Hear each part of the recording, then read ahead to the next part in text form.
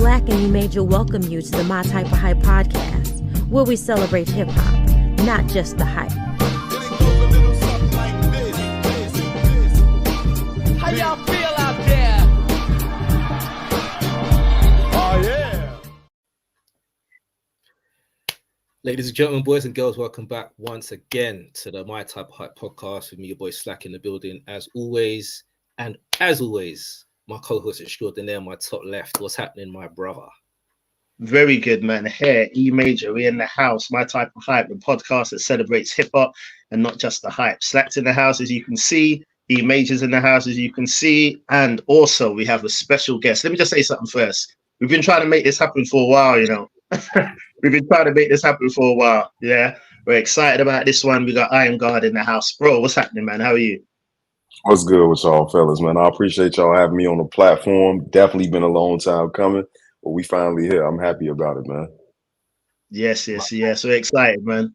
And I know we say it all the time, but listen, this isn't something where we've got some big corporate machine behind us telling us who to have on and when. You see what I'm saying? Obviously, me and Slack are cool. We're brothers. We chop it up, obviously, off air. And we're like, listen, man, we need to get so and so on. Do you know what I mean? We've been fans of your music for a couple of years now, man. When did I hear with you? It's probably shout out to Kill. Got a shout out to OG. I was on his show, and that's where I met you. Definitely, man. That's why I met you. We was both a guest on one of his episodes, and obviously he was promoting your stuff. So I went and listened to it, and I thought, right, this is actually sick. I was like, Slack, you need to check out this dude, man. So yeah, we just on it from then, man. Been plugging your stuff, throwing it on the timeline, and that. Yeah, we're fans, bro. So we're excited to have you on today, man. Excited to have you on. Appreciate you taking that time. Obviously, you're in the UK, you're in Chicago. It's like mad early for you. So yeah, we appreciate you spending the time, man. So yeah, we're here. Yes, indeed. So yeah, just to second what E was saying, it was E that put me onto your music. And then when he told me about the album, he was like, bro, like, listen to this top, it was fire. I was like, yo, all right, cool. I need to check this dude out. And again, each one teach one, as they say in hip hop, right? So E told me, I've listened to it. I've loved it. I know what my guys like to listen to. I've told my guys that they need to check you out. They love this shit. They're telling their guys. So the best way that we can get the word out, get you on the show. We chopped it out for a couple of years, at least on the timeline. So there's always been that respect that we've got as well. So it's dope to have you here, bro. So hopefully we can let the fans know a little bit more about you, get more people onto your music, and keep it moving. Absolutely, man. Again, thank y'all for having me on the platform. Definitely been a long time coming for everybody out there. Like, this could have and should have happened a minute ago, but everything happened when it's supposed to. So I'm ecstatic to be here, man. Ecstatic to be here with you, brothers. So just as a little sweetener for the people who may not have heard of you as yet, just tell the people like just a little bit about yourself, growing up in Chicago. I think that'll be a good way to kick off, let the people them know what's happening. Yeah, so for those who unfamiliar, or for those who might be semi-familiar, I go by the name of Iamgawd. That's Iamgawd, which translates into I am getting ahead without devolving. You know what I'm saying? Meaning I'm always looking to go forward. I'm not going backwards. You know what I'm saying? Like, and devolving, is the opposite of evolving, which is to adapt. You know what I'm saying? It's not necessarily to get better, but I like to use the word evolving in that sense. You know what I'm saying? To get better, to adapt, to compensate for new environments or new habitats or whatever. So just getting ahead without doing anything that I feel like is setting myself back. Chicago, Illinois, Southwest Side, Leclerc Courts, they took the buildings, but they can't take the memories. Single parent household, you know what I'm saying? Single mother, got me in tune with music early. I always tell the story. She used to teach me the alphabet of like notable artists of the time, of the era. So like A is for Al B. Shore, B is for Bobby Brown, C is for Cameo, shit like that. You know what I'm saying? So from an early age, like I was around music, you know what I'm saying? All types of music. Like I can remember having Michael Jackson's Bad on vinyl. And like as a shorty, I just used to always stare at that cover. You know what I'm saying? Like Mike was the man, you know what I'm saying? And it's like just seeing these figures and hearing the music, and it's kind of like, damn, like at that point in time, so early on, I wasn't aspiring to do it, but I was always intrigued by the music, you know what I'm saying? So I probably say I got into, or my first memory of like hip hop that actually affected me was Tupac, Brenda's Got a Baby, the video. You know, it's a black and white video, tell a story of a young lady who's like molested, and you know what I'm saying, she has the baby and she like puts it in the dumpster or whatever. And they actually show that in the video, her putting what's supposed to be a baby in a dumpster. And it's kind of like, at that time I was 5 years old. So seeing that, I'm like shocked, you know what I'm saying? But it's like, I couldn't look away. And just that story, like I couldn't understand everything, but I understood enough to understand what was going on and what was happening within the story. So just stories like that, like kind of really opened me up to hip hop and rap music. I really didn't get a healthy dose of it that early on because my mama wasn't too big into rap. Like she did listen to some, but I know she was always trying to steer me towards something positive. So for a long time in my like early years, like before I was even thinking about rhyming or MCing, I was a big fan of MC Hammer. And I know, you know what I'm saying, for hip hop, it's like, oh, Hammer ain't hip hop, you know what I'm saying? Whatever. You know what I'm saying? But that was my guy. Yeah, yeah, I do too. You know what I'm saying? Like I just know that was like kind of the narrative at the time. You know what I'm saying? Like the real heads weren't really fucking with Hammer. But it's like that's like really all I had access to. Like I can remember I had like the big ass 12-inch doll and shit. He got me for Christmas. It had like the gold glittery suit. You know what I'm saying? It came with glasses in a boom box. Like I had the I remember he had a Saturday morning cartoon and he used to throw on the shoes lefty and righty. And he'd do a whirlwind and turn into Hammer. He'd be dancing and shit. Like that shit was crazy. Yeah, man. I had that old VHS. You know what I'm saying? Like all types of shit. So from there, I want to say I probably started writing around like 10. But you know, like what does a 10-year-old have to talk about? You know, so I'm talking about going to school and not being no fool and shit like that. You know what I'm saying? So I probably didn't start getting nice, so to speak, to like maybe 12. Like around 12 is when I kind of felt like, all right, I got something. Because I can remember going around my older cousin, shout out Fluid, shout out the Faction. You know, he stayed in Indiana, which is basically next door to Chicago. And for summers, I would, you know what I'm saying, spend summers with him in Indiana. And he was a real hip hop head, him and his guys, because they had a rap group called the Faction. Family always comes together in others' needs, something like that. You know what I'm saying? And you know, it was real big into like the raucous scene, neo soul, but they also fuck with the likes of like Biggie, Nas, Wu-Tang, you know what I'm saying? Artists like that. And spending weekends with him like really opened me up to the culture, you know what I'm saying, to the music aspect of it, you know what I'm saying? Because it's like, damn, like I had no idea. It was like I had an idea of these artists, but I never really heard a lot of these artists because I don't have a medium to get to the music at this point in time. I'm broke. I can't go nowhere and buy CDs. You know what I'm saying? Like we on and off again having cable, so I can't see the video. So all I really have is the radio, and you know the radio was playing whatever the radio want to play.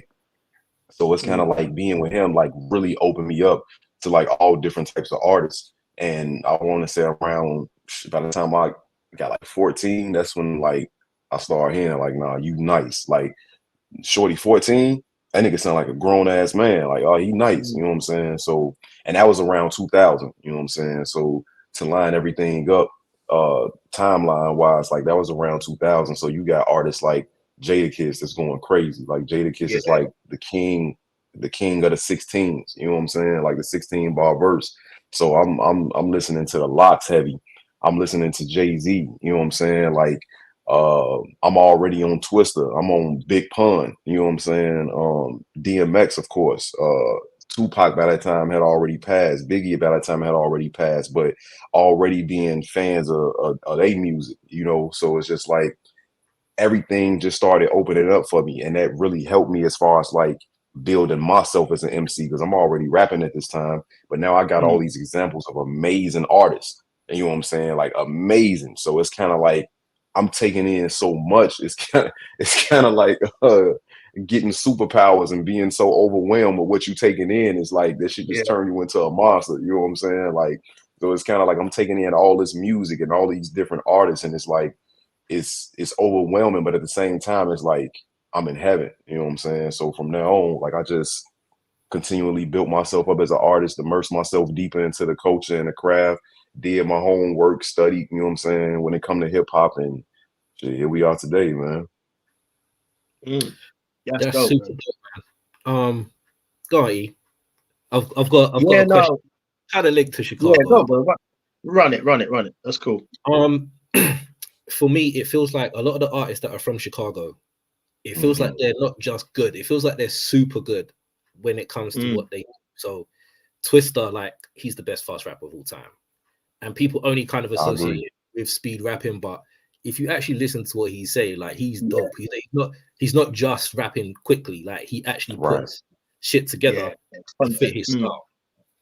The Brat, for me, is one of the best female MCs. I don't care what anybody says. The Brat would spit, she can rap. Then obviously you've got Kanye. We don't have to go into too much detail about him right now, but you know, Kanye is Kanye. Right. If you move into the modern day, we got Chief Keef, who started a whole movement from Chicago. So drill music started there. So it's like everything that kind of comes out of Chicago seems to be like really kind of top level. Boog Brown, who did a dope album with Apollo Brown, one of my favorite albums from a female MC. So there's a rich history of hip hop, like, from Chicago, and it feels like in order for you to be you know, be proud to say I'm associated with Chicago, it feels like you have to be at this level. Otherwise, then just don't bother. Would you say that that's true? Absolutely. I always tell people, like, Chicago, since before my time, has always had a plethora of different styles of music from us being in the middle. You know what I'm saying? So we take influence from everywhere. You know, we have examples from everywhere. So by the time we get it, we so cultured, we don't have no choice but to be able to do it at an extremely high level. Like, I always tell people, like, whatever you're looking for, I don't care if it's salsa, merengue, like, we have somebody in Chicago that does that shit at a very high level. You know what I'm saying? Like, I don't care what style of music it is. Like, we the home house music, you know what I'm saying? Like, we definitely could get lyrical. We have our own style, that Midwest Chicago bounce, like, you know what I'm saying? Sands, Do or Die, Crucial Conflict, Twister, Psycho Drama, you know, Triple Darkness, Snipers. So we always had, you know, like, just high level artists and talent when it come to anything. Like, when you want to take it to, like, soul or funk or R&B, like, you got artists like Shaka Khan, Curtis Mayfield, Sam Cooke.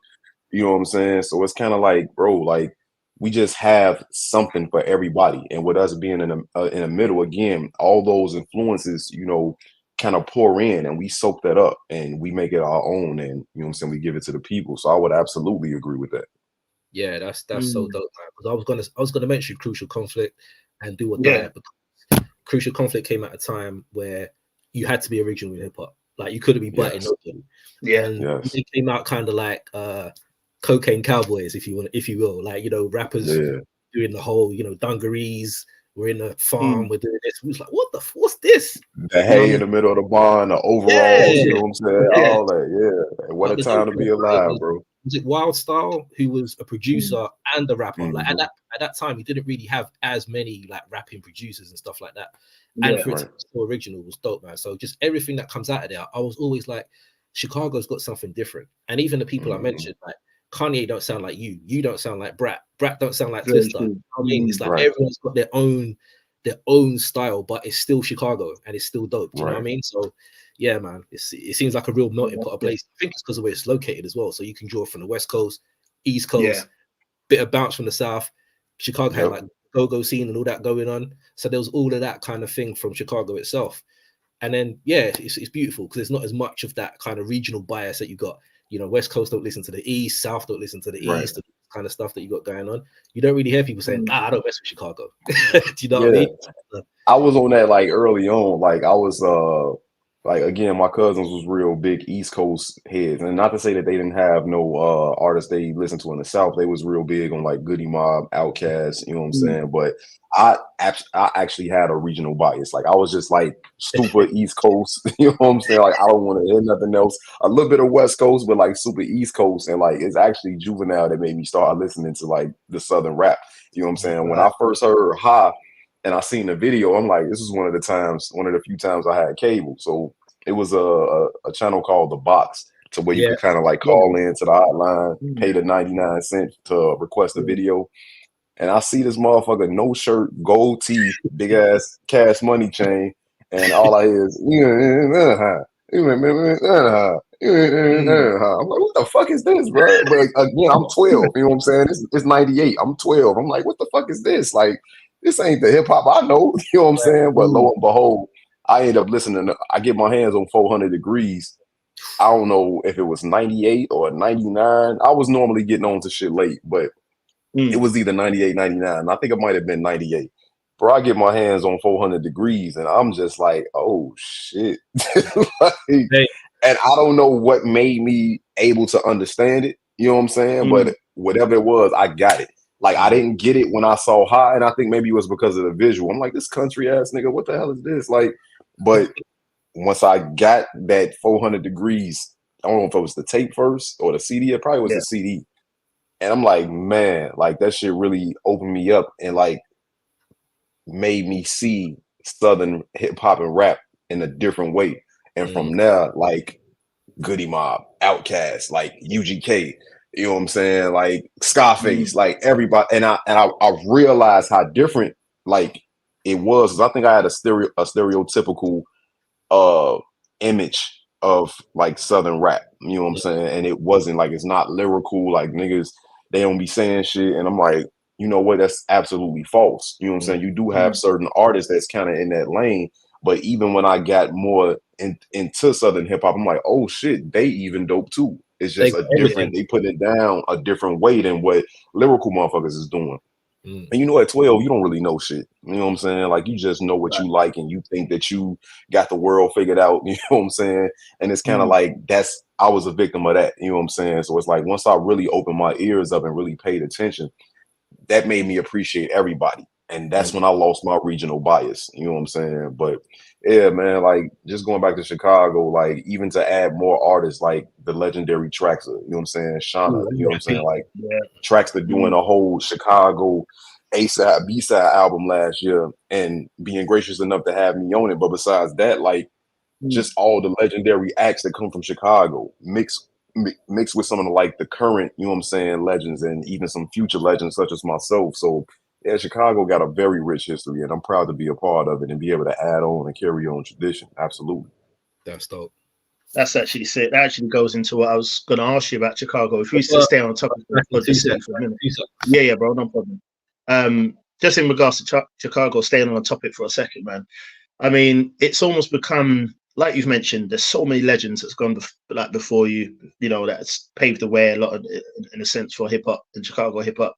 But it's become now people associated with drill a lot. Do you know what I mean? Like even one of your bars, he was like Chicago rapper, spit it without a drill beat. Gotta respect it. I'm on the 5 album, Kill Street. Well, probably 6 now, but in regards to that bar and things like that, why do you feel that Chicago isn't mentioned as much when we're speaking about, you know, coast, boroughs, cities? People, obviously I'm in the UK, but I mean, when people talk about hip hop, they're going to talk about East Coast. They're going to talk about West Coast. Obviously, the South plays a huge part. What do you think it is why people don't sort of mention the Midwest or Chicago like that, like the way they mention the others? And how do you think we could change that? I think it's more so just being prisoners of the moment. You know what I'm saying? Like how you mentioned drill, like drill came in about I want to say between 2012 and 2014 and really kind of like blew up and took off, you know, and you know, that was I want to say the golden age of like the blog era, you know what I'm saying? So, and that was also the boom of the internet and social media during that time. So you have all these things happening and you have drill music to add on top of that. You can't necessarily wash away what Chicago has provided historically, but it kind of overshadowed what we provided, what Chicago has provided the culture with historically, because it was so controversial. You know what I'm saying? Like it's like, oh man, these guys is making these songs talking about killing people and they really doing it and they gang banging and you know what I'm saying? You know, and Americans, we romanticize gangster shit.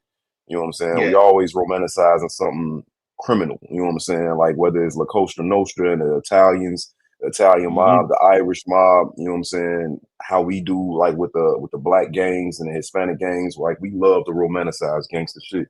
And Chicago is a gangster ass city. Like it's been that way for a long time. So a beautiful city, a good city, but still a gangster city as well. So, you know, I just think that you know, the media definitely played a role in like sensationalizing it, and you know, it kind of took off. Like it grew. It grew more than legs. It grew wheels and wings, and it actually like took off. You know what I'm saying? It was bigger than what I think anybody would have thought. You know what I'm saying? With the help of like the internet and again like the blog era and other media platforms, just like pushing it. You know what I'm saying? But the way that we either get past it or undo it, like I feel like Chicago has kind of relinquished the drill title anyway. Like Chicago is not really too heavy, you know what I'm saying, in the drill space no more. I mean, you still got artists like Dirk doing his thing. You still got artists like Herbo doing their thing. Keith been kind of quiet, you know, the old 300 and you know what I'm saying, and all them, they kind of quiet, but at the same time, Chicago mainstream wise is kind of more trappish than drill. I feel like New York then took over that drill and they doing what they doing with it. You know, the UK had drill at a time, you know what I'm saying? They was kind of holding it down. So it's kind of like, I feel like Chicago is basically, we at the finish line of kind of like moving on from drill. And it's still around, you know what I'm saying? It's still around for in some parts, but you know, with the new crop of Chicago artists, like I want to say we new to the people, you know what I'm saying? Some of the listeners, you know what I'm saying? But like artists such as myself, Vic Spencer, Fillmore Green, Jujilla, Rufus Sims, Panamera P, Water, you got Griffin, you know, it's so many of us, Freddie Old Soul, Brittany Carter, AM Early Morning, you know what I'm saying? I hate to feel like I'm forgetting anybody, but it's like it's so many of us, you know what I'm saying? Def C, Tyree Hakeem, Golden Child, Sweet Juices. I mean, like it's we deep, like it's so many of us, and we all spit, like we rap our ass off, and we incredible artists as well. Like we know how to make music, you know what I'm saying? So I feel like that's where that whole hashtag Chicago never forgot how to rap come from, you know, because it's kind of like being sick and tired of people just associating us with drill and not recognizing and forgetting that, hey man, we've been providing y'all with like classic material, you know what I'm saying, for years, for decades even, you know what I'm saying? Like, don't ever just try to minimize us to this one thing we got going over here just because y'all choosing to sensationalize it and y'all choosing to put it in the spotlight and put it on the pedestal. Yeah, that's cool for what it is, but like we super raw, you know what I'm saying? We super raw. Like we got talented motherfuckers doing all types of shit. So I really think, you know what I'm saying, like this new wave of artists, like with myself included, like we finna do what we need to do to carry on tradition and to put Chicago back in its proper perspective. Like we just had a show last Saturday on the 10th, Renaissance of the Culture. You know what I'm saying? Shout out to my man Water. You know what I'm saying? He curated that. Shout out to homie APJ. You know what I'm saying? He sponsored it with his Purple Box Videos platform. And we was at a legendary Chicago hip hop spot called Subterranean. And that motherfucker was over capacity for the majority of the night. You know what I'm saying? Like we had that place packed, like rocking. So that's big. And for me personally, I still really ain't fully soaked it in. And it's been a week later. You know what I'm saying? It's a whole week later. So it's kind of like we tore that shit down. Or that was a beautiful time. I mean, we in that motherfucker like sardines, but it was beautiful. Like it was live. You know what I'm saying? Like, and so shit like that is kind of like it's symbolic of what we can accomplish if everybody just keep fighting for the same shit. You know what I'm saying? Keep moving in the same direction. So yeah, Chicago, y'all finna. Like I tweeted a few days ago, like y'all finna get sick and tired of the Chicago shit because we here to put it in y'all face. You know what I'm saying? It's needed, man. It's necessary, man. And everything I'm hearing coming out of it at the moment is fresh, man, and it's sick. It's not. I'm hearing you, man. So I really do feel like it's definitely a time that maybe that whole perception will change. Do you know what I mean? It's definitely something that's necessary. So, Absolutely. No, that's it. I mean, Slap made a good point before, man. He said that when you think about Chicago rap, like, you know, you don't sound like Common don't sound like Kanye, Kanye don't sound like the rap kind of thing. So you mentioned before about the influence you had, you know what I mean? You was heavy on the East Coast. Obviously, you had the influences directly around you. I've heard you speak about Twister before and his influence on you, and I've heard you do the speed rap and do it immaculately, I must say as well. So obviously, there's that influence there. You spoke about the Southern influence and all of that. So for people who's listening and maybe haven't tapped into your stuff that much as yet, how would you describe your style, having had so much influence from other areas? How would you describe your style and what you bring to the table? Oh man, so my style is first and foremost high level lyricism. I pride myself in being a wordsmith, a bossmith. You know what I'm saying? An elite Mhm. lyricist, an exceptional lyricist, an overall artist as well. You know, I put emphasis on rapping. You know, and MCing and being Yeah. able to put words together, but Mm. also being able to make music. That's very important. Like I don't want to be typecast or stereotyped as just an elite rapper. You know what I'm saying? Like I'm an overall artist. I know how to put together music. You know what I'm saying? Mhm. Passionate. You know what I'm saying? My shit is passionate. Like you can hear it in the tone and the inflection sometimes. Um, it's informative. You know what I'm saying? I'm not beyond Yeah. trying to drop a jewel, Mhm. so to speak. You know what I'm saying? From time to time. It's aggressive. Chicago is a very aggressive place, not just in a negative sense, but it's like we move aggressive, we drive aggressive. You know what I'm saying? Like it's a big city. You know what I'm saying? So we trying to move the needle and get where we going. You know what I'm saying? Like we in and out. You know what I'm saying? I feel like my style is also dynamic. You know, I could give you that. I said in one of the songs, I think it was On My Soul, the outro from Hell's Angels and Heaven's Demons. Mm. Shout out my bro Doc, you know what I'm saying? He produced that whole joint Grindhouse. They say I Mm. got that East Coast flow, fried hard, drowning in mild sauce. And that's exactly how I would describe my style. Like it's very East Coast influence as far as the high level lyricism. But you know, in Chicago, like our fried chicken spots, you know what I'm saying? We always want the chicken fried hard and we love mild sauce. That's like Mm. what that's our signature sauce, kind of like what mumbo sauce is to what is that, the DMV area. You know what I'm saying? So Mm. yeah, like I would describe my style like that. And like my influences range from everybody from like I said, Twister, you know what I'm saying, to like a Nas. Like Chicago artists definitely taught me how to rap, Yeah. but when I took it to that next level, it was the New York niggas that showed me how to like take the shit 10 levels higher. You know what I'm saying? Right. So it's Mm. you got artists like Twister, absolutely artists like Lupe, you know what I'm saying, Common, Mm. Bump J, you know what I'm saying, Goon Squad, Shauna, I mentioned her. And then you got like the East Coast side of it, which is like Nas, Jada Kiss, or the Lox as a whole, DMX, Mm. Jay-Z, Biggie. You know what I'm saying? And then you got other artists like Ice Cube, Tupac, you know what I'm saying, Scarface, Beanie Siegel. You know, it's just so many influences. Like I always say, if I had to like take multiple rappers and like put it as like my main influences who I feel like I give that energy from Mm. today, it'd probably be like Nas, like Pun or G Yeah. Rap, because you know, shout out to G Rap, like incredible. Rakim, KRS, Slick Rick, you know what I'm saying? Mm. All those artists, you know what I'm saying, they came before. Mm. But I would say like Nas, Pun, Cube, Twister with a little Pac in there. Like those, I feel like is my main influences because like with Pac and Cube, I like that aggression that fit right with a Chicago motherfucker. You know what I'm saying? That aggression, Mm. that socio-political talk, you know what I'm saying, and not being afraid of being labeled radical, you know what I'm saying, and Yeah. just really Mm. speaking from the soul, but actually speaking truth, you know what I'm saying, truth to power.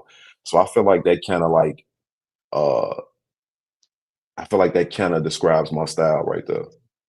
Yeah, yeah. To go back to something you said, man, I need to say, I think that's probably one of the first things that I picked up about you is that I've even shared it before about, having bars, beats, and content. Do you know what I mean? Sometimes you can have an artist who's very good at one thing, they're super lyrical, but they don't really make good songs. Do you know what I'm saying? Mhm. Or they don't make good whole projects or something like that. And I think that's immediately one of the things that stood out to me about your music and about your art form is that, like you said, you don't mind dropping a jewel every now and then, bro. You do it. You're being humble, man. It's way more than now and then. Like every project I hear from you, there's bars in there, there's music, whether you have like a singer on the hook or something, everything's just done to a high level and it's done well. The first project I heard from you was Eternal Reflection. That's a whole album of gems, bro. Do you know what I mean? You're talking about, Gratitude. yeah, man, that's situations you're addressing from the album cover itself. You're getting hit with, you know what I mean? Immediate content, man. So that's the first project I heard from you. And obviously I went back. I think you dropped the Iamgawd I am album God. before that. Yeah. Yes.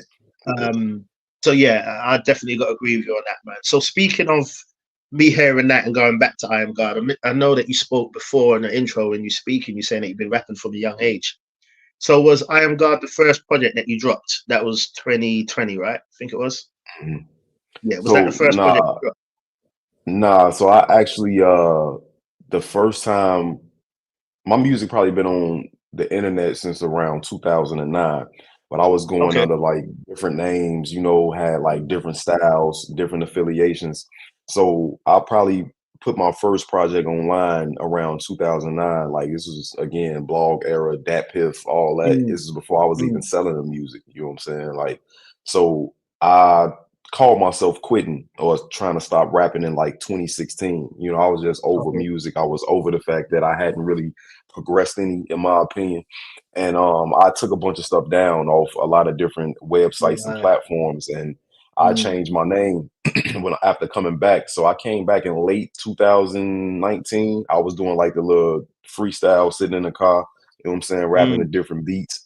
And one kind of went crazy. I ain't gonna say it went viral, but it got some traction. mm, Like I had took the beats from shootouts from it was written, and mm-hmm. I gave you power, and I put it Yeah. together, and I did not a response, but kind of like it was inspired by Benny's 97 Hole. This was around the time when Tana Talk Mm, 3 was out, you know what I'm saying? mm, So this is I don't know if this is 2019 or 2020, one of the two. But yeah, so I called mine 96 Nas. You know what I'm saying? Like I said, it wasn't a response, but it was more so inspired by his yeah. 97 Hole. And you know what I'm saying? Mm, I just rapped to the I gave you power and the shootout beats, and like I was tagging him in and shit like that, and he actually saw it, you know what I'm saying, and retweeted it. yeah. And that kind of like Yeah. started it, you know what I'm saying, for me as far as like coming back and like the reinvention of myself. But I was going under the name T to God, TTHEGAWD. So when I actually dropped Iamgawd in 2020, my name was still T to God. But I was in the process of trying to trademark it. And doing that process, I came across another artist by the same name. It was just spelled different. It was TDAGOD. And the trademark attorney basically advised me against, you know what I'm saying, moving forward with that name. She was like, I would really strongly consider like coming up with a different moniker to avoid any legal discrepancies, you know what I'm saying, in the future. Yeah. So I'm like, damn, here I am trying to get my business together, and you know what I'm saying, Mm, something get thrown in the path. And I was kind of like down about it, but I'm like, you know what? Because I just came back and I'd already dropped the project. I didn't want to have to do a rebrand that quick because I'm rebuilding my fan base and my yeah. core audience. It's like it's so soon. Like I just dropped the project. Like I don't want to change my name and people don't make the correlation. So I'm thinking, and I'm big on hashtags, like anything to brand myself and stand out and stand apart from other artists. And I was Mm, using the I Am God hashtag when I came back into rap. This was before No Mediocre, No Bars Off. I think I might have had Chicago Never Had a Rap, I Am God, and I was using another hashtag, God's Gift, and doing Filthy. Shout out to Filthy Records. Um, mm, so I'm looking. I think I'm on my Twitter profile. I'm looking at the hashtags from a post, and I'm like, that I Am God shit don't really sound bad. Like it's strong, it's powerful, it's controversial, yeah. but it means Mm, something first and foremost. You know what I'm saying? Like how I explained it at the beginning of the show. Like I never really do shit just to do it. I wouldn't call myself God just to say I am God. You know what I'm saying? So it yeah. always means something. So the God was always GAWD, getting ahead without devolving. And I put I am on the front of it. Just that's like lifestyle. Like I really live that shit. You know what I'm saying? Like the no Yeah. mediocre shit. It's my brand, Mm, it's my record label, but I really live that no mediocre shit. Like I don't want to be associated with anything average. Like if my name is attached to it, I want it to be at a high level. So I'm looking at the name and I'm like, you know what? I'm gonna rock with that. I hear a lot of God this, God that, but I ain't never heard yeah. nobody call himself I am God. Like peace to the Mm, gods and the earth. You know what I'm saying? But that's outside of rap. You know what I'm saying? So it's like I went through with the trademark process and I got some backlash from it from some people. I still get like little comments here and there. And I understand it, those that's like partial to their religion and really take their religion serious. But yeah. if you read the Bible, it say we made in his image. You know what I'm saying? So I take that as everybody is God. We all have some sort of divinity within us. You know what I'm saying? Because you could pray all you want, but ain't nothing just gonna fall in your lap. Ain't nothing falling from the sky but hail, sleet, snow, and rain. You know what I'm saying? You have to actually get up and put some action into that faith you have. You can't just sit around and pray all day and expect things to come your way. So no disrespect to nobody religion at all, but we all have some form of divinity within us. You just got to tap into yours. You know, so I stand on the name. Like, it mean what it means to me. You know what I'm saying? And that's I am getting ahead without devolving. So put out Iamgawd in 2020, and after it was already out, had to switch the name and kind of rebrand that project, but it worked out.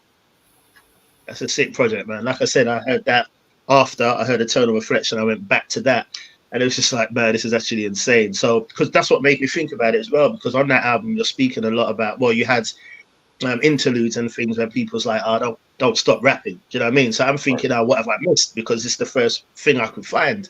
But that obviously makes a lot more sense, man. Just while we're on the topic of albums, then I'll throw it over to Slack. I know you've done, obviously, you've done Iamgawd 2020 with Max Julian, you've done Eternal Reflection with Custom Made, Hell's Angels, Heaven's Demons with Dr. Mindbender, Murder Castle, Black Depths. And then 2023, 2024, you've done Bloodstain, Suede 1 and 2, both with Crypto.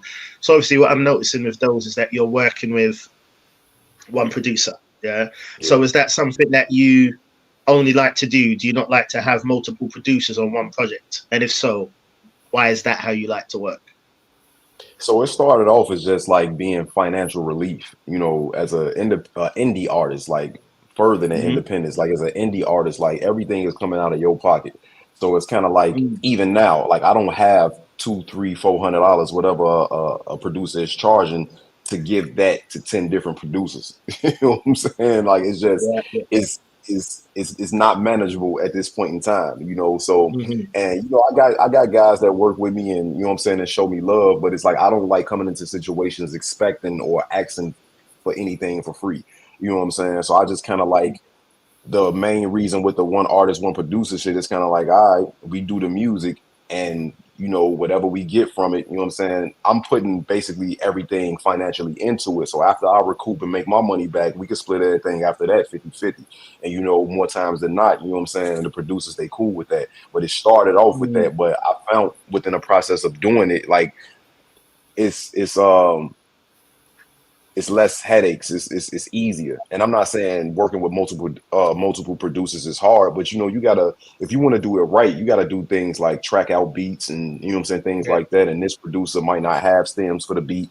This producer might have gave the beat to somebody else and forgot, and now you got somebody else with your same beat. So it's a lot of that can happen. You know what I'm saying? And it's just a little less of a headache working with one producer. I definitely will be putting out projects with like multiple producers. It's just right now I always like to come and try to like offer something. You know what I'm saying? So like I said, I don't want to go into especially a new relationship with anybody feeling like I'm expecting anything for free. You know what I'm saying? So I always try to get the business out the way first and foremost, and see.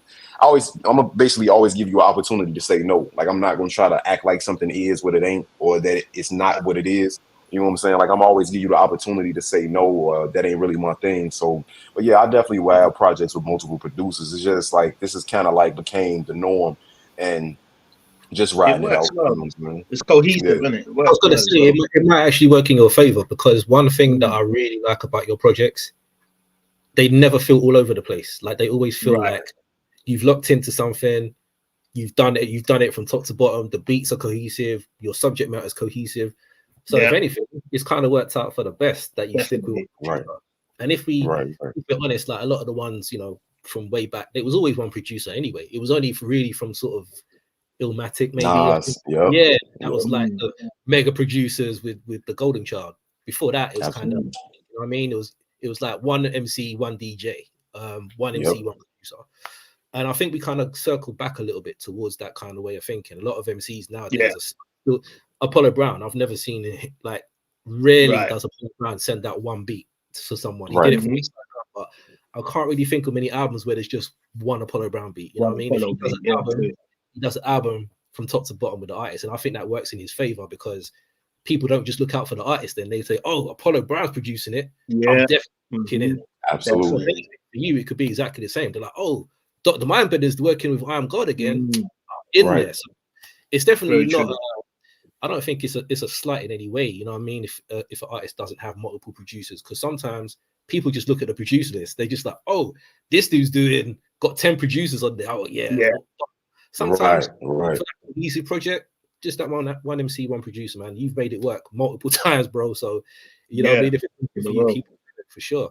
And that was another thing, just trying to like, you know, shed a spotlight, so to speak, and give respect to the producers as well, because I feel like, you know, sometimes like when we on the level that I'm on, which is still like a lower level, it's kind of like you can be overlooked for what you contribute to something. And I never want to like be a part of anything to where anybody feels overlooked. So I always make it my business to like have the producer's name right there with mine. You know what I'm saying? And it confuses people sometimes. Like I just had somebody tell me the other day, like, man, I was looking for a project to where it was just you, but I couldn't find it one. But then when I actually listen, I'm like, oh shit, okay, so he's the rapper and they the producer. I'm like, yeah, you know what I'm saying? Like I haven't done a collaborative project with an MC as of yet. Like definitely got some of that on the way, but I haven't done anything like that, you know what I'm saying, as of yet. So yeah. You literally just touched on what I was gonna ask you, bro. Literally, like you pulled it out of my mind. You and Vic Spencer would be crazy on a project together. And I'm sure you guys have looked up already, but you and Vic Spencer, I can hear it now. Like it would absolutely kill everything. I'm sure you guys have already linked up now, but both of you are so dope. And I think the way that both of you rap will just sound so dope on a full project. Yeah, I definitely think we got complementary styles, you know what I'm saying? Yeah, and definitely. You know what I'm saying? We talk here and there, you know what I'm saying? So I can't say too much, but we definitely talked about it, you know what I'm saying? So y'all could potentially be hearing some Vic Spencer and some Iamgawd in the near future. Like that's absolutely a high possibility. I mess with Vic super heavy. Yeah, that's the bro. Like that's the bro. Absolutely. So dope, man. I can't even remember the first project. I think it might have been Ghost of Living with Big Ghost that he did. Big Ghost, yeah. Bro drops so much music, man. It's hard to keep up. Like I be sure, like like he got at least 5-6 projects like every calendar year. I'm like, shit, bro, I can't even keep up. Like, damn, you running laps around me at this point. Quality is still high. Like he maintains that quality, which is dope. Absolutely. Yeah, so that would be good. That's my wish list for 2024. Just to let you know. Just put it out there. Just to put it out there. You never know. You never know. Yes, sir. Cool. So I missed a little bit, but I could kind of hear what was going on in the background. But I just wanted to ask, with regard to like the drill scene in Chicago, I don't really want to shine any light on, you know, what's happening with regard to, you know, the murder rate and all that kind of stuff. But how did the environment of Chicago, being in and around what you've seen, how did that shape your music? I'm sure E touched on where you got your style from and stuff like that. How did your environment shape how you rap? Because you spoke really well about coming into music like so young and your influences and stuff like that. But how did because I feel like a lot of Chicago rappers, a lot of them speak a lot about Chicago. Yeah. So how did that influence how you are as an MC? Chicago is a very influential place. I mean, it's your environment, it's the habitat. You know what I'm saying? It's what you live, what you breathe, what you eat, what you sleep, what you wake up in the morning with, what you deal with throughout the day, what you go to sleep with. You know what I'm saying? So it's all that. You know what I'm saying? It's your pain, it's your joy, it's your happiness, it's your sadness, it's your gains, your losses, it's all of it. So Chicago, especially like inner city Chicago, it kind of like builds us to be, you know, resilient, aggressive, confident, on point, sometimes a little too aggressive, sometimes a little too forceful, but aware, you know what I'm saying? So Chicago, like I feel like everything I've learned from Chicago is definitely reflective in the music, you know what I'm saying, or reflected in the music. You know, that's my sense of awareness. Like I've had people tell me like how you brought up the eternal reflection. Like a lot of people ask me about that project, like bro, like it's an incredible project, but it almost seems semi-depressing to be so tapped in with like the ugly truths and the harsh realities of society and things like that.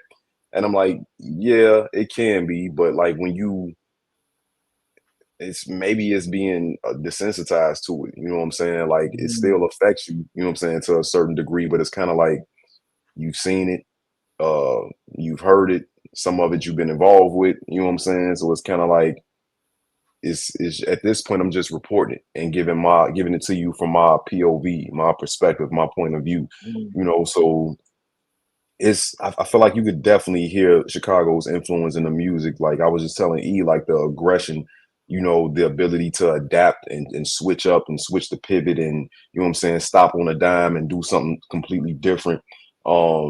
Besides the aggression, like just the overall sense of awareness, the confidence. Like Chicago have this almost arrogance about ourselves. Like, you know, it's a Chicago motherfucker like within 5 minutes of conversing. You know what I'm saying? So I just feel like everything that Chicago gave me is reflected in the music. Because I always say, like, I don't want Iamgawd to be no different than who I am as a man. Like, he is I and I am him.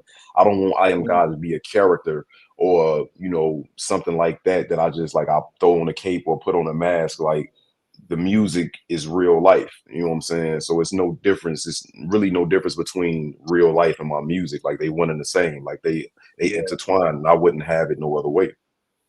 We got enough fake shit going on right now, man. 100. Absolutely. Which kind of leads into my next question, which is lead really nicely in, because you're talking about remaining authentic to yourself. Your name alone tells you that you can't really deviate from who you are. You can't call yourself I am God, and then, you know, you're talking about some shit that you ain't never seen, ain't never done. Right. Would you consider going to a label?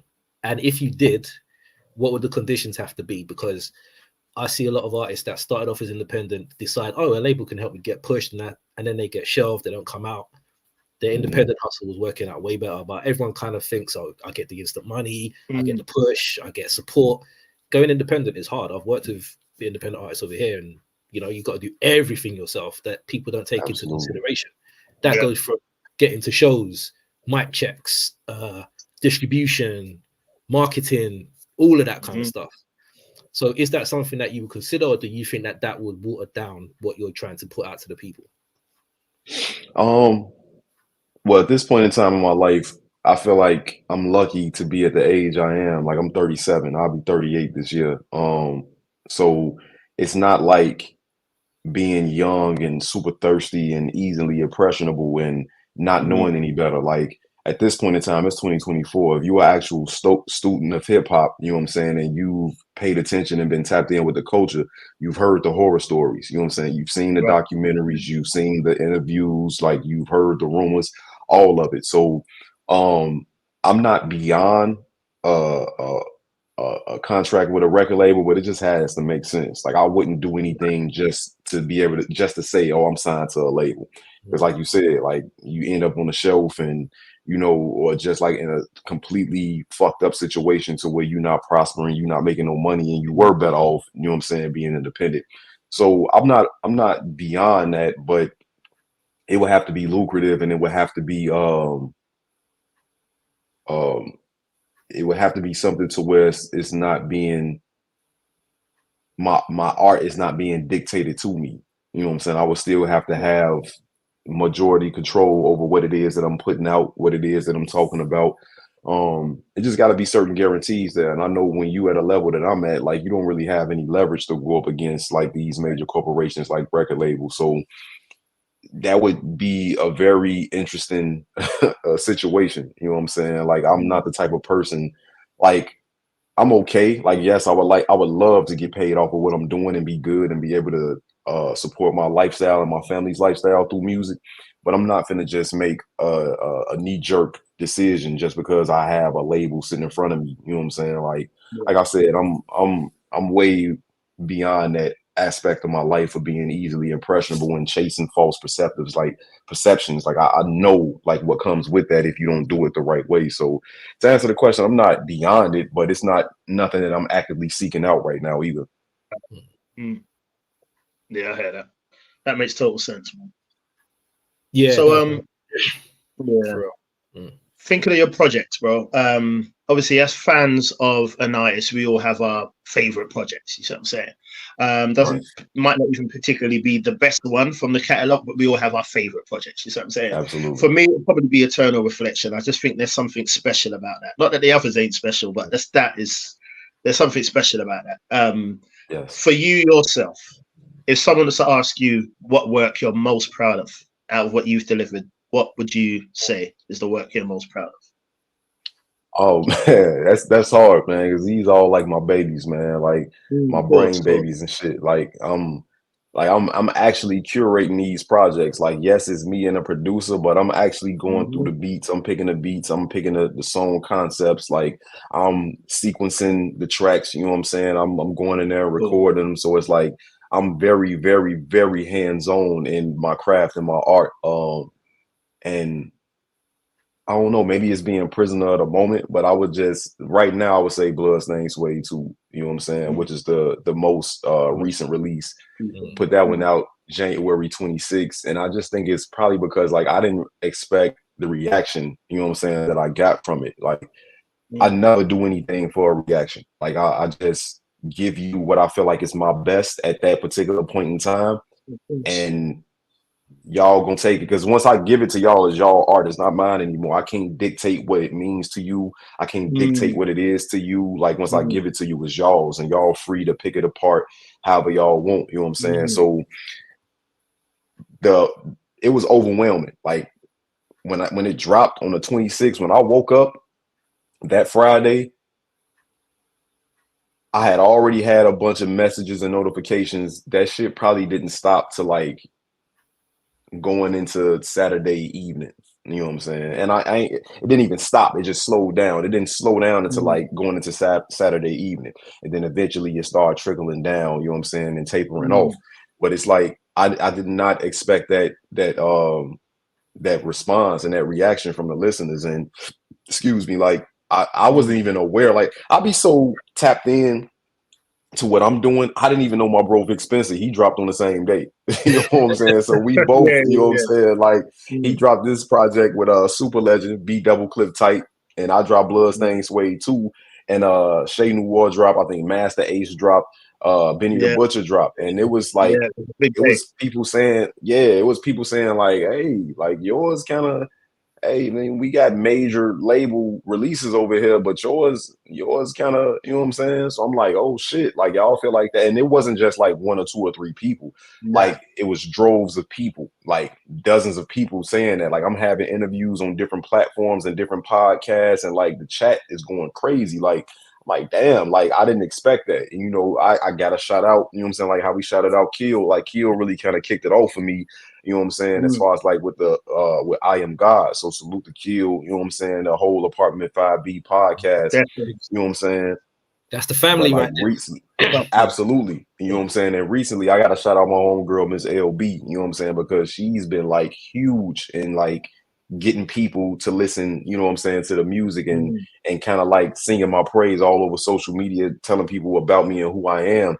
And people have taken note, you know, I'm taking notice, you know what I'm saying. And it's like I'm always expecting to hear something negative, but it's like I feel like I be wanting negative feedback. Like what can I do? Like, because the responses be so overwhelmingly positive, and I'm like, man, like if y'all like this, like I don't even feel like I'm at my peak yet. You know what I'm saying? Like I'm still living an everyday average life. Like once I get to that point to when I'm traveling overseas and I'm getting shows in different states, like that's going to instantly boost the morale and put me in a more creative space to be able to give y'all a better product and better art. So if y'all think I'm dope now, y'all ain't seen shit yet. You know what I'm saying? So I'm just always ecstatic and appreciative of like the response. So I would definitely have to say Bloodstained Suede 2. Like I tried to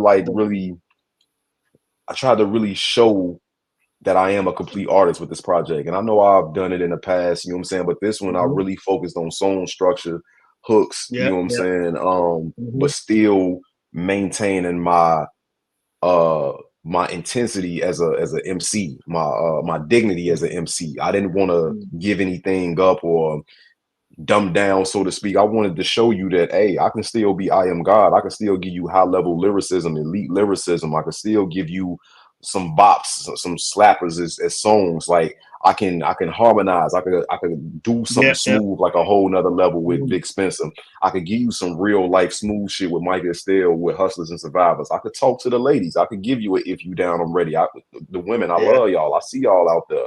You know what I'm saying? I can go into the depths of my soul and give you an Unhappy Home. I can get creative and tell a story and give you a Must Go On. I can switch the flow, give you some double time, and give you a Dialogue of Living Man Part 2. So I can do all these things. Like I'm here to check boxes. Like I want to show you I'm a well-rounded, complete artist, complete MC. You know what I'm saying? So I feel like me and Clipto accomplished that. And like, just to speak about Clipto, like I haven't spoke about him enough. Like bro has been like such a catalyst as far as like allowing me and helping me to, again, I mean, no pun intended, but reach a whole nother level. You know what I'm saying? Because it's like I struggled with adapting to his style of production doing Bloodstained Suede 1, because y'all familiar with the work is normally a little dark, gritty, heavy boom bap.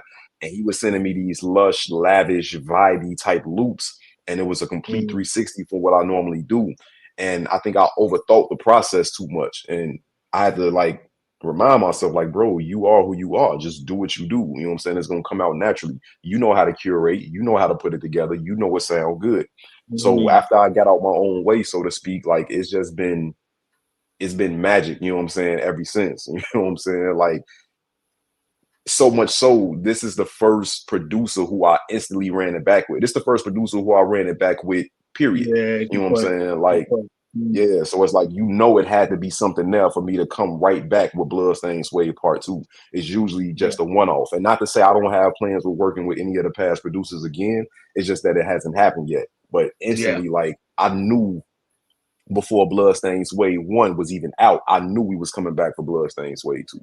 So yeah, shout out, bro. Bro, let me just say this quickly though. Yeah, definitely. Shout out, Tom. Let me say this quickly though, just to encourage you, man. You know what you said about certain heads were hitting you up and saying your thing dropped with some big other albums and that on that time. Slack will tell you, bro. When I was first telling like Slack, mentioning you to Slack and things like that, one of the things for me, bro, the key word that I kept saying was quality. The reason I say that, it may not even make sense to a lot of people, bro, but it's important to me.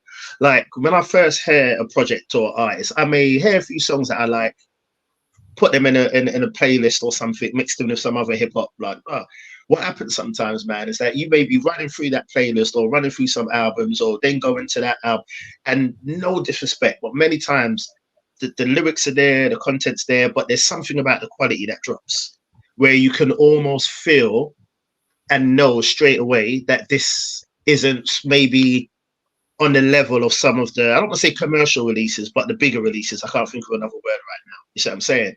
But one of the things I said, and like I said, I'm sure Slack will agree, because that's what I said to him. The first thing I said was that the quality, man, like you'd be listening to something and then your stuff would come on. There's no dip, there's no variation. And many times, right, embarrassing to say, but I'd throw it in a playlist at first, but then I'd forget about it, right? And there was so many times I was like, right, who's this? And I'd check my phone and it'd be like, Iamgawd, this guy's actually sick. You know what I'm saying? Because at that point, you're not that familiar with, I wasn't that familiar with you yet. But I knew there were songs and things that I felt. So I always be like, who's this? But there was just something about the quality there, bro. So I would encourage you, man, what you're saying about getting out of your own head and just concentrating on the structure of the music. And I had no idea you had so much to do with the curation of your albums, because a lot of people might be listening thinking, yeah, we all do that. But listen, I've rapped before, I've been around studios, I've been around MCs, I've been around producers, I've been around managers. I know how it goes. A lot of people, bro, they get beats sent to them, they rap it in the studio, they're gone. You do the mixing, you do all of that, I'll come back and it's finished. You know what I mean? Do you get what I'm saying? So hearing how hands-on you are makes so much sense why the quality is there. Because as an artist, you know how you want something to sound. And I can imagine you not being happy until it's got that sound. So that's very interesting, man. And I'm glad that you shared that, because that's something I think a lot of up-and-coming artists should really pay attention to. Quality is important, man. You can rap until the cows come home. You need to make sure the quality is there too. Because I'm going to say it, if there's something that the lyrics are there, but the production ain't and the quality ain't, I probably ain't going to go back to it. See what I'm saying? And that's important. That is a jewel. And you got to look at what I'm chasing. I'm not chasing financial gain. Like I'm chasing history. Like I'm chasing the ghost of the legends who taught me. Like I want to be mentioned with them. I want to be put in their class. And I'm talking about the Nas's, the J's, the Bigs, the Pox, the Rakims, the KRS-Ones, the Cool G Raps, the Slick Ricks, all those artists that came before me. I want to be mentioned with them. So I'm basically conducting myself as like a mid to late 90s rapper in this modern day age. Like a lot of what I do is what they taught me to do. You know what I'm saying? Like I'm not doing anything new. Like I'm simply blowing the dust off of a blueprint that's kind of like been put away. You know what I'm saying? Like the way I curate my music, the way I make my music, like my projects kind of flow like a mid to late 90s rap album. You know what I'm saying? Like those are the guys who taught me. Like I follow the formula to where you got a song for this, you got a song for that, you got a song for this, you got a song for that. But you speaking to everything from a very high level and a very knowledgeable level. It's not just talking because I got lips. Like I try to put my real life and put these scenarios into music format and still make it entertaining. You know what I'm saying? And still make it, even when it's gritty, it gotta have a kind of polish to it, and the polish comes in with the experience. Like, oh, you know, he does this. You know what I'm saying? So I'm chasing like the ghost of rappers past. You know what I'm saying? Like I'm in a modern day era, but I'm chasing the ghost of rappers past. Like I need that type of respect. I want to leave that type of legacy behind. I don't think there's enough of that in hip hop right now. I think a lot of, and that kind of alluded to my question earlier about, you know, major labels and stuff like that. They're clearly getting artists to put out a load of bullshit because it'll get played on TikTok or whatever.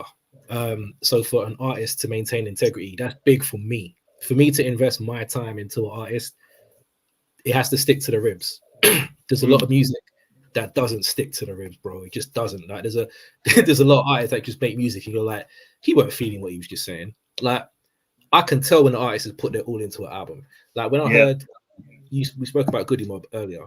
When I first heard the album, I was about 14, 15 years old, something like that. The album stuck to me immediately because I believed everything that they were talking about on that album. I can go back to it now. I can go back to it in another 10 years. The album will still always be incredible because it came from the soul. There's not enough music that comes from the soul in hip hop. And your projects, I feel like it does. All of them, I feel like when you're rapping, and what he was just saying, I back him up 200% because he was always saying to me, bro, the quality is different. He was like, the quality is there. And I was like, bro, you're big in this. Gratitude. It's big for us. It's very big for us. So I'd like it because he knows how much stock I put in the quality of the music. And knowing that you were literally saying, I remember the day that it dropped, you was like, yo, give me the feedback. I don't care if it's bad.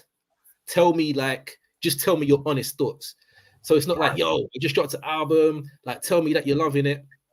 Not many artists, I don't think I've seen many that will say, give me your, even if you didn't like it, just what you didn't like about it. So that tells me right there, because you put your heart and soul into the music, you want to know how people are genuinely feeling about it. So rather than them going, yeah, that's my shit. Okay, cool. But tell me what you liked about it. Do you know what I mean? I feel like a lot of people, they just type, they just talk, like they haven't digested what's going on.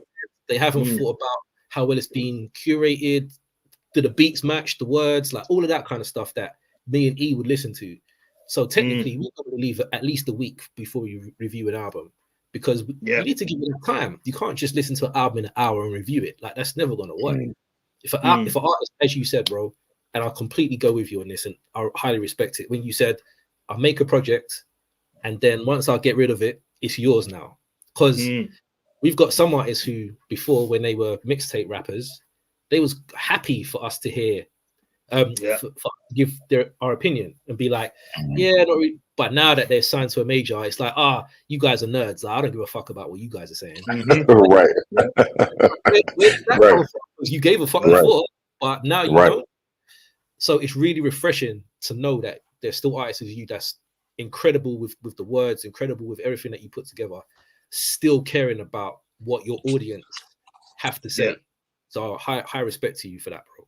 100%. No, gratitude. Y'all the audience. Like who else I'm doing it for? I'm not just doing this. I mean, don't get it wrong. I do have selfish reasons to why I'm doing this. Like I said, like I want to make history. You know what I'm saying? Like I want my name to be mentioned with the legends, the GOATs, the greats. But y'all are an integral part of the process. Like y'all the listeners, y'all are the audience. So if I'm not doing it for y'all, you know what I'm saying, who I'm doing it for. And it's not like I'm trying to make an album specifically or trying to make music specifically for a type of person.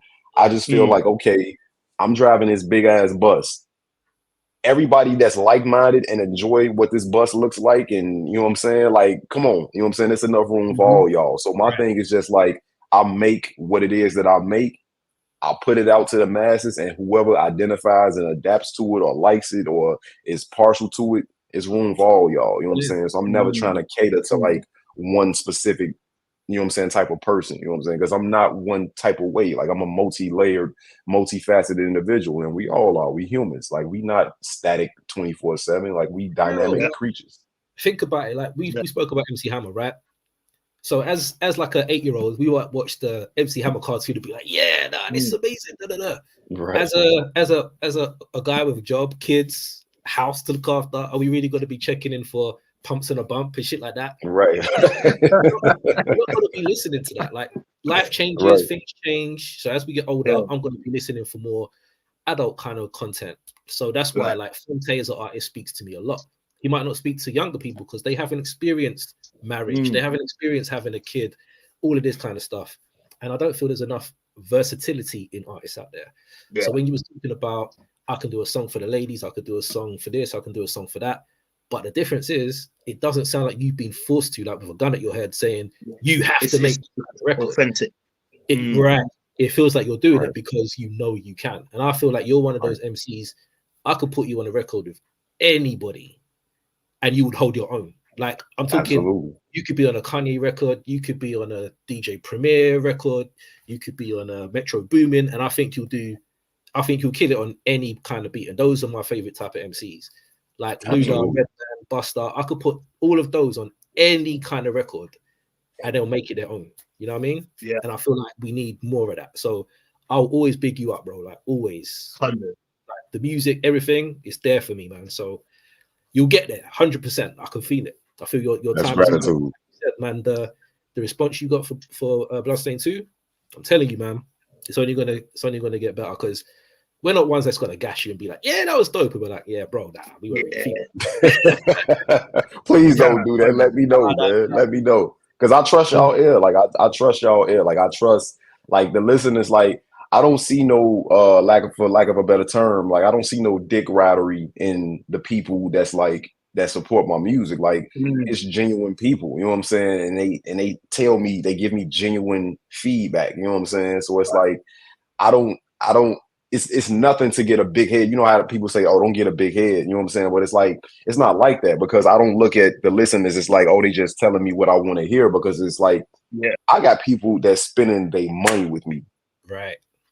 When you don't like some shit, you don't spend your money on the shit. Like I don't care what it is. Like I don't have none of y'all like my blood relatives. So it's like you don't have this obligation to like do for me or interact with me. It's nothing forced about it. You know what I'm saying? So it's kind of like I know it's genuine, because for like, man, like I sometimes I don't believe it. Like I got like you brother support me, like y'all in the UK.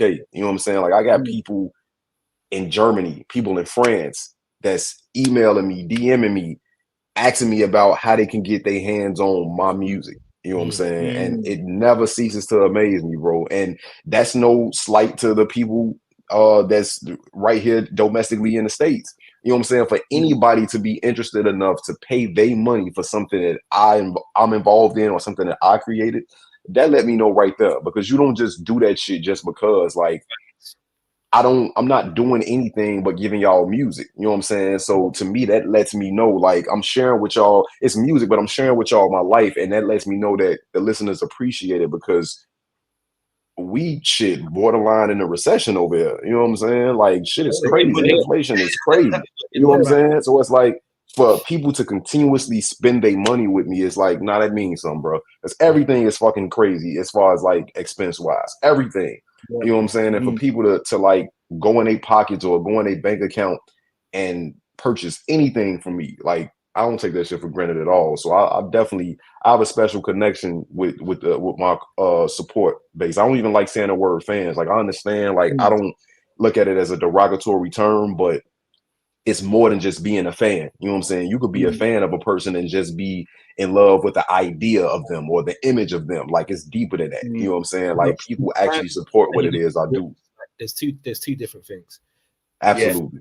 Yeah, your fan is your fanatic. You might be on Twitter and talk shit about them, but you ain't gonna buy their music. You ain't gonna buy their merch. Right. You ain't gonna tell nobody else about it. Supporters, me and E, 100%. From the time that E put me on, E was showing it right there, putting me onto you because I hadn't checked on you before. And like you said, we've gone down the line, so we support what you do 100%.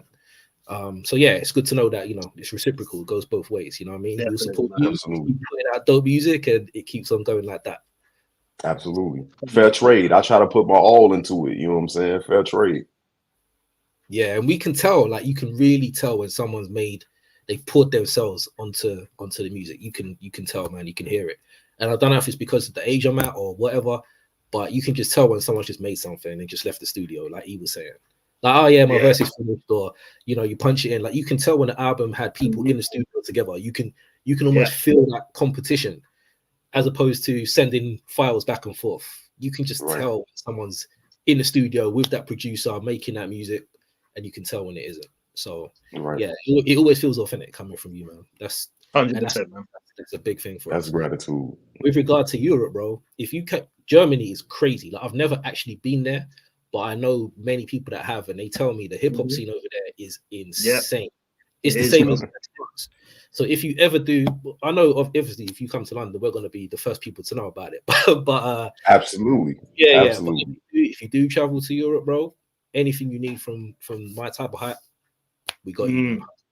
Yes, sir. Yes, sir. Y'all definitely be the first to know about it. Absolutely. I'm looking forward to it, man. Like I don't have any plans yet, but shout out to bros Fillmore Green and Big Spencer.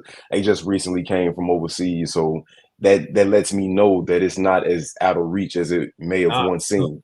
You know what I'm saying? So absolutely, I'm looking forward to all that, man. Over here, even if you want to talk about venues or anything like that, you know what I mean? I could put you in touch and stuff like that. So yeah, further down the line when you get to that point, bro, just tap us up, man, and we'll definitely help you put that together because you will have an audience over here 100%. Nah, that's love, gratitude. I definitely appreciate that. No, man, we fully appreciate you coming on, bro. Like it's been an absolute honor, man. It's been a privilege. People that don't know Iamgawd, get to know, get the albums. We're gonna put links below for all the projects. So start from the top and work your way through like we did. Even if you start from Blood Suede 2, super dope album. You heard like the feedback. And me and E were lucky and privileged enough to hear it. Thank you for that, bro. Yeah, so we managed to hear it a couple months before anybody else, and yeah, we were just blown away. So if you haven't got it, get to it. Anything you need to know about Iamgawd, hit us up, hit him up. We'll put his handle in at the bottom as well, and who knows, we might even have a part 2, cash up a little bit more at some point later on down the line in the year. Yes, absolutely. Okay, that would be a blessing for all of us involved, man. So big up, bro. Much appreciated for you coming onto the show, man. Much love. Definitely, man. No, much love. Yeah, I appreciate y'all having me. I fuck with y'all, bro. Y'all already know. No doubt, appreciation. Man. While we're here, just before we go, I was gonna say, if you want to share anything, bro, just any of your sites, your links, anything, just shout them out, man. Let the people know. So if you're unfamiliar, you can follow me. I'll be saying this a lot. Like people that follow me still be using the wrong Twitter handle and shit. And I'm like, oh man, it's crazy. But Twitter and Instagram, I'm at GawdMC. So that's GAWD EMCEE. Like I'll be seeing people like use at Iamgawd or at Iamgawd. I guess it's a Twitter handle, Iamgawd _MC. Like that is not me. You know what I'm saying? So Twitter, Instagram, GAWDEMCEE. YouTube is just Iamgawd. I'm on Facebook, Iamgawd, but I'm not really on there too much, like in and out. TikTok and Threads. I think TikTok is No Mediocre Shy. Yeah, I'm not really on them platforms either, so that shit don't matter. Like, if you want to get with me, man, the best way to get with me is Instagram and Twitter, X, whatever you want to call it. YouTube, you can reach out. Bloodstained Suede 2, streaming everywhere on all streaming platforms. We also got vinyl and CDs available via the Bandcamp. You just hit the link either in my profile on Twitter or go to the link in my bio on Instagram. It'll take you right there. Working on more visuals for Bloodstained Suede 2. Plan on releasing much more music later on this year, but for now it's all about Bloodstained Suede 2. I appreciate everybody that's been tapped in, all the new listeners, all the new supporters. Like, I appreciate every last one of y'all. It means a lot. It's fuel for me to keep going and put my all into this craft and to share it with y'all. So yeah, I am getting ahead without devolving. No mediocre. Chicago never forgot how to rap. We here and we gonna be here. Dope. That's it, man. Go ahead there, man. So yeah, thank you so much, good, man. We've kind of gone over the hour, but it's been an absolute pleasure, man. We could have gone for 2 hours. Man. Absolutely. Sure. Yes, sir. So yeah, man, we might definitely tack on a part 2 at some point, man. When some new merch or anything like that, we're happy to promote it as always. So thank you everybody for checking us out. Hope you enjoyed the interview. Any questions, comments, leave them below.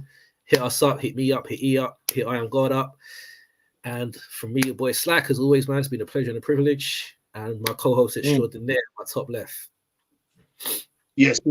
Thank you, man. It's been a dope one. Until next time, My Type of Hype, the podcast that celebrates hip hop and not just the hype. Until then, stay blessed, keep it hype. Peace. Yes, sir.